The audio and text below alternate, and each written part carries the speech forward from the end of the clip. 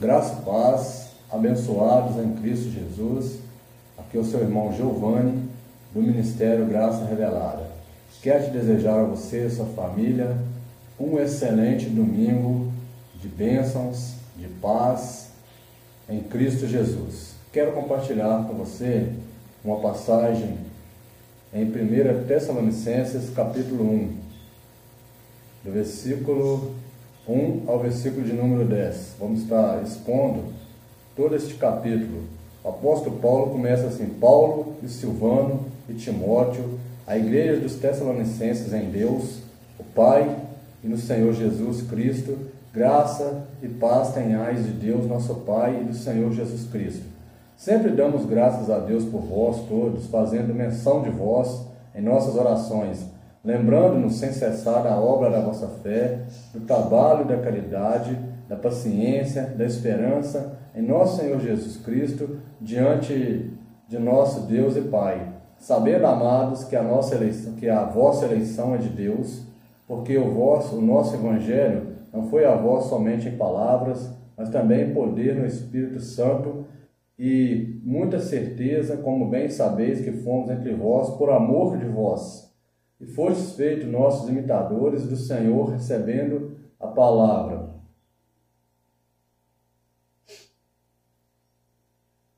Em muita tribulação, mas com gozo no Espírito Santo, de maneira que fostes exemplo para todos os fiéis na Macedônia e Acaia, porque por vós soou a palavra do Senhor, não somente na Macedônia e Acaia, mas também em todos os lugares, a vossa fé para com Deus se espalhou de tal maneira que dela já não temos necessidade de falar coisa alguma, porque eles mesmos anunciam de nós qual a entrada que tivemos para convosco e como desviastes dos ídolos e convertestes a Deus para servir ao Deus vivo e verdadeiro, e esperar dos céus a seu Filho, a quem ressuscitou dos mortos, a saber, Jesus Cristo, que nos livra da ira futura.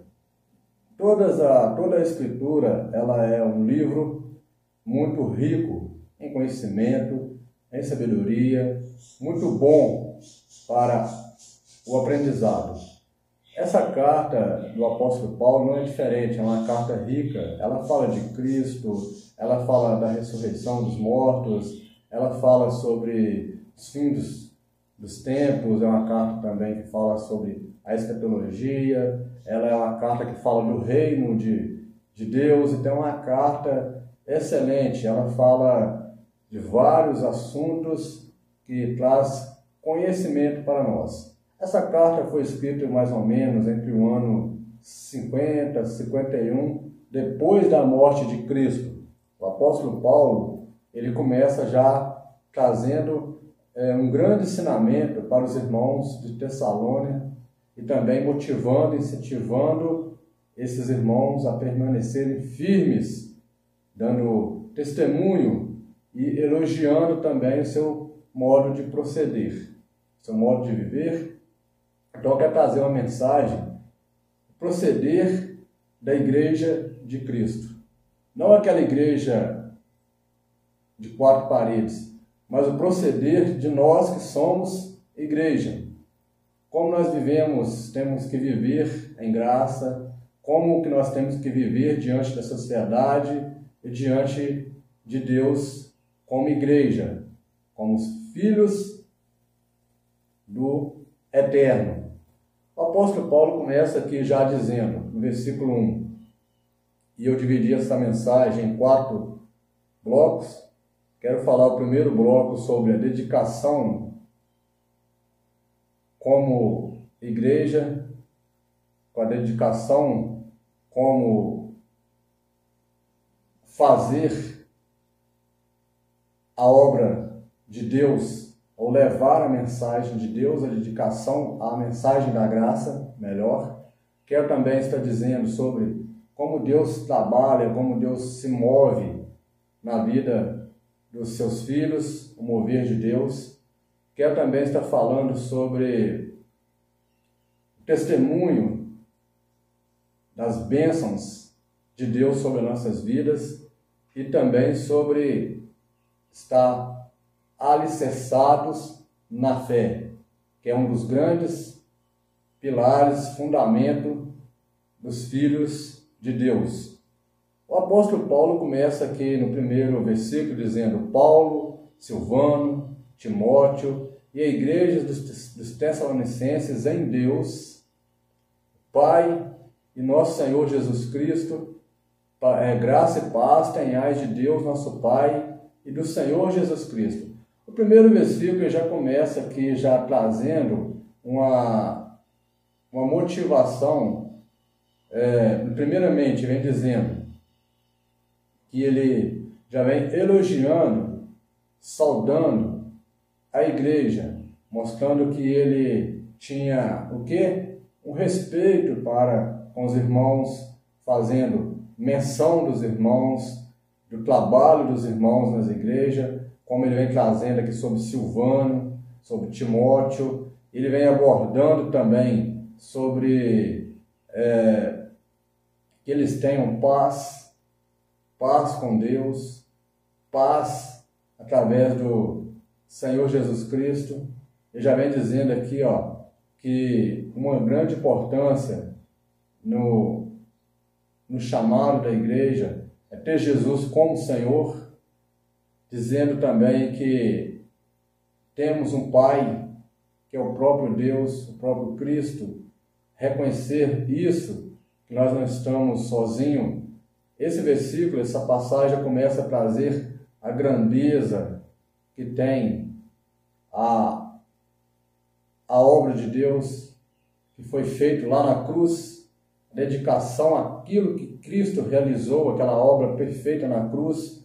Esses irmãos eles estavam empenhados a levar a mensagem, a levar o que foi a obra de Cristo, o que Cristo fez naquela cruz.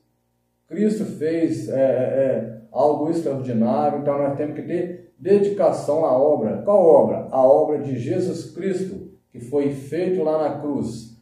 Aí Paulo vai dizendo assim, sempre damos graças a Deus por vós, todos, fazendo menção de vós em nossas orações.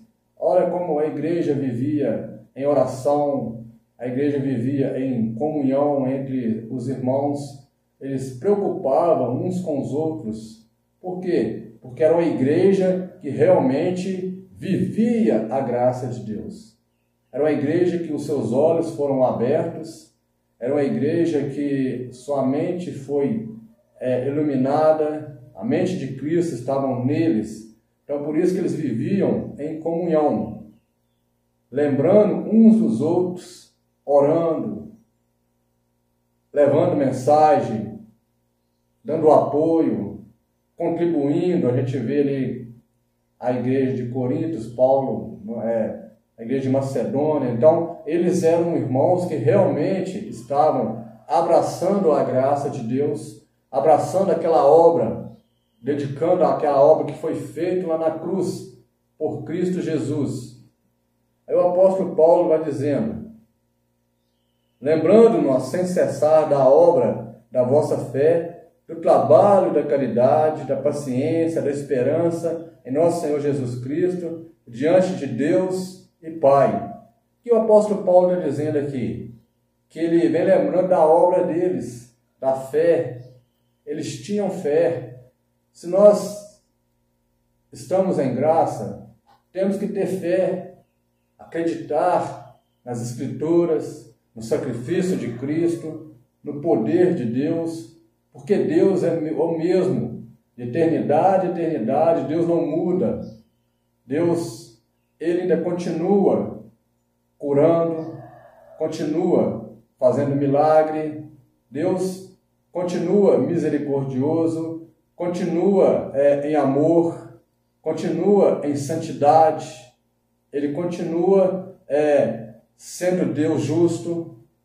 Então a gente temos que lembrar dessa forma, que Deus, Ele é o nosso Pai, Ele é o nosso Senhor, e temos que ter gratidão a este Deus, que é maravilhoso. O apóstolo Paulo vai dizendo que esta igreja tinha paciência. Nós temos que ter paciência também, ser paciente em meio às lutas, dificuldades, tribulações, angústias, momentos ruins, devemos fazer como o apóstolo Paulo diz, que eles tinham paciência, eles tinham esperança.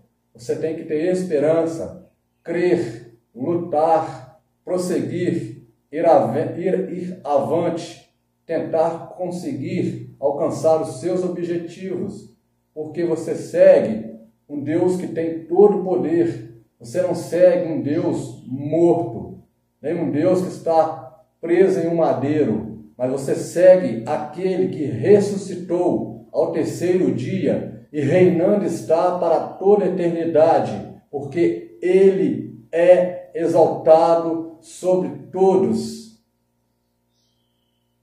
Aí ele vai dizendo, em nosso Senhor Jesus Cristo, diante de Deus Pai. Aí ele vai dizendo que nós temos que ter esperança em nosso Senhor Jesus Cristo. Por quê? Diante de nosso Pai. Então, quem é o nosso Senhor de nossas vidas? O nosso Senhor não pode ser o nosso bel prazer. O nosso Senhor não pode ser o homem. O nosso Senhor não pode ser um sistema religioso. O nosso Senhor não pode ser aquilo que a minha mente pensa que é o certo. Não, mas é Jesus Cristo. É o nosso Deus, o nosso Pai eterno. Nós temos que ter confiança nele, gratidão ao seu sacrifício e esperança que ele é poderoso para realizar em nossas vidas aquilo que nós necessitamos. E o que nos cabe fazer? Arregaçar as mangas, partir para a frente, olhar para o alvo que é Jesus Cristo e lutar para conseguir alcançar os nossos objetivos na fé em Deus que Ele põe em nossos corações. Então, segundo tópico, o apóstolo Paulo vai dizendo, o mover de Deus, como Deus agiu na vida daquela igreja, daqueles irmãos da era primitiva. E Ele é o mesmo Deus, Ele não muda. Ele não deixou escrito aqui na Bíblia, em lugar algum, que depois que tudo estivesse consumado, Ele não iria mais agir, Ele não iria mais operar, que Ele ia ficar neutro. Não. Deus, Ele é Deus conosco, Emanuel, Ele é o tabernáculo de Deus também com os homens. Então Paulo vai dizendo assim, no versículo 4, sabendo, amados irmãos, que a vossa eleição é de Deus. Olha aqui, o que o apóstolo Paulo está dizendo aqui? Olha o mover de Deus. Você, eu, nós somos filhos de Deus, por quê? Através do próprio Deus, através dos nossos méritos, nós não chegaríamos a lugar algum. Através dos nossos méritos, nós não seríamos filhos de Deus, mas sim, filhos da perdição. Mas não, nós somos chamados por Deus, somos eleitos de Deus. Deus é o nosso Pai. A honra e a glória foi feito somente por Deus. Naquela cruz, Cristo, Ele veio para libertar totalmente os filhos de Deus. E a nossa eleição, ela veio de Deus. O homem não consegue fazer nada para chegar-se a Deus, para ser salvo por si próprio. Não. A eleição é totalmente obra exclusiva de Cristo lá na cruz. Foi há 2000 anos atrás que Cristo concluiu a eleição que era antes da fundação do mundo. Em Cristo Jesus foi consumado na cruz, para que eu e você hoje podemos viver uma vida reinando em Cristo pela graça de Cristo. Aí Paulo vai dizer no versículo 5, porque o nosso evangelho não foi a vós somente em palavras, mas também em poder no Espírito Santo. E com muita certeza, como bem sabeis, quais fomos entre vós por amor de vós. Paulo dizendo assim, não levei palavra de sabedoria humana, não levei filosofia, não levei teologia, mas foi a palavra enxertada em vós, com mover, com o poder do Espírito Santo. Quando você leva uma mensagem de Cristo, quando você coloca Cristo no centro, quando você coloca Cristo na mensagem, o mover de Deus ali atinge o coração dos filhos de Deus, porque a palavra não é antropocêntrica, não é palavra de vitória, não é palavra de barganha, não é palavra de terror psicológico, mas é a palavra de Cristo, onde Cristo realizou tudo naquela cruz, onde você é eleito pelo sacrifício de Cristo, pela soberania de Deus. Então isto é a mensagem, Cristo é o alvo, Cristo é a mensagem. Quando nós levamos Cristo, mostramos Cristo, a mensagem do homem tem que ser jogado fora, o pensamento humano tem que ser banido. Para quê? Para que a graça de Deus entre na mente, para que o sacrifício de Deus seja exposto através das Sagradas Escrituras. Porque Cristo que tem que entrar em cena, a sua graça que tem que vir sobre a revelação das Sagradas Escrituras, pelo poder de Deus.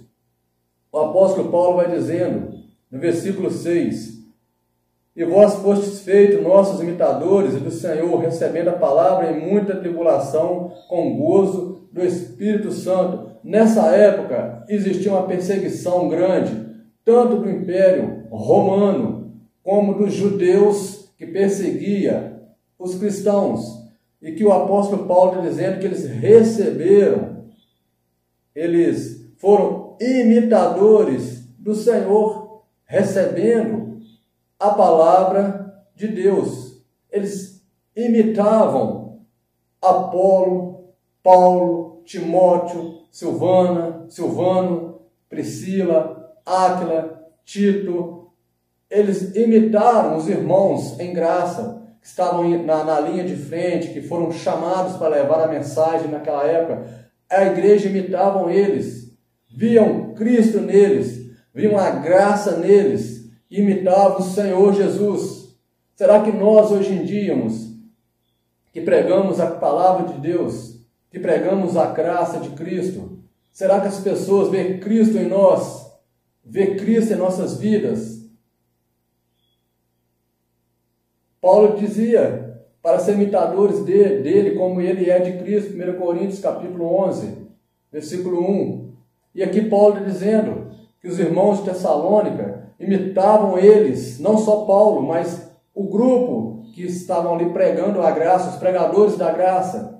E também, por quê? Porque eles imitavam Jesus. O apóstolo Paulo, Timóteo, Tito, os demais, Apolo, eles não saíam pregando coisa de si próprio. Eles imitavam Cristo, o exemplo era Cristo. Por isso que a igreja o quê? Absorvia. Mas hoje muitos estão querendo o quê? Levar a mensagem de si mesmo, antropocêntrica, levando um hedonismo, onde o homem tem que prevalecer sobre tudo, sobre todas as coisas, e esquecendo que todo mérito é de Cristo. A cruz já não existe mais em muitas pregações, inclusive no sistema religioso. A cruz de Cristo foi deixada, foi esquecida, foi abandonada, mas eu me escondo na cruz, eu corro para a cruz, eu abraço a cruz, porque lá na cruz o tetelestai, o grito que foi dado, consumado está, obra feita, realizada com sucesso, não há nada mais ser feito. O que nos resta o quê? É receber aquela graça extraordinária de Deus sobre nós, através do seu Filho amado, Jesus Cristo. O apóstolo Paulo então vai dizendo que, no versículo 7 adiante, como foi o testemunho daqueles irmãos que receberam a graça, de maneira que foste exemplo para todos os fiéis da Macedônia e da Acaia. Eles foram exemplo, eles levaram a Cristo, eles mudaram de vida, tiveram transformação, porque por vós soou a palavra não somente na Macedônia, Acaia, mas também em todos os lugares, a vossa fé para com Deus se espalhou de tal maneira que dela já não temos necessidade de falar coisa alguma. Ora, eu elogio o apóstolo Paulo para essa igreja, porque por vós soou a palavra.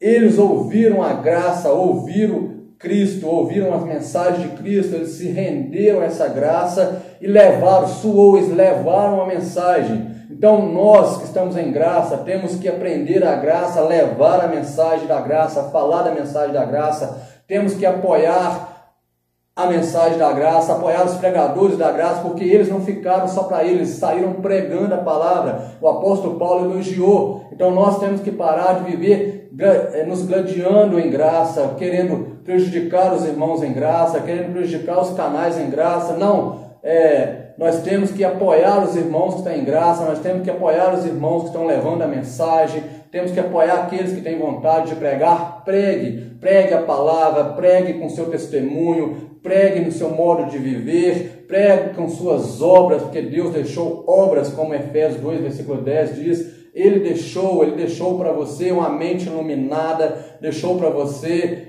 sabedoria, e Ele está convosco para ajudar você a fazer algo em nome de Deus. Para quê? Para que as pessoas possam ver Cristo em sua vida.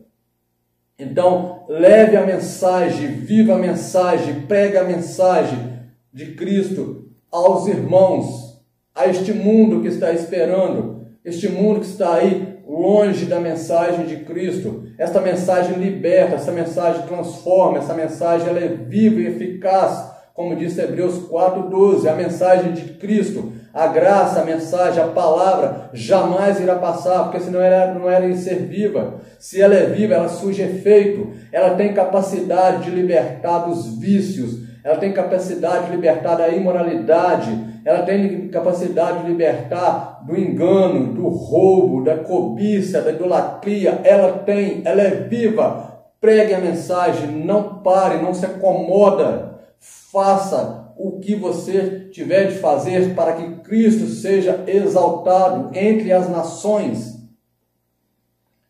Versículo 8, Paulo, como a gente disse, que não tinha mais falar da fé deles. Eles estavam totalmente alicerçados na fé em Cristo.